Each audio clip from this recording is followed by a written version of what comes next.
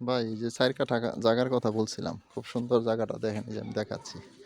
এই যে এটা হচ্ছে গেট, এই গেটের বাইরে দিয়ে দিকটা রাস্তা, হ্যাঁ।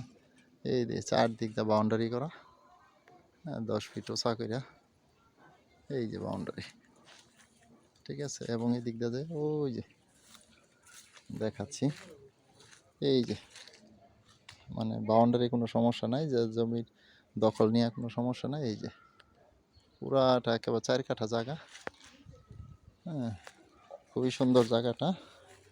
এই জায়গা থেকে এই যে পাশেই কিন্তু এই যে 4 তলা 3 তলা বাড়ি আছে, ঠিক আছে, আম গাছ, আম বাগান। এই যে আশেপাশে পরিবেশটা দেখাচ্ছে,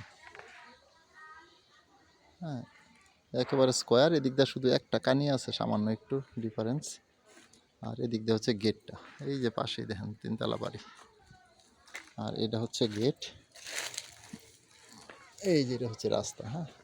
এখন আছে, আগের রাস্তা আছে 8 ফিট রাস্তা, কিন্তু এইগুলো সব এখন আবার সবগুলো আপনার 16 ফিট হয়ে যাবে এই রাস্তাগুলো।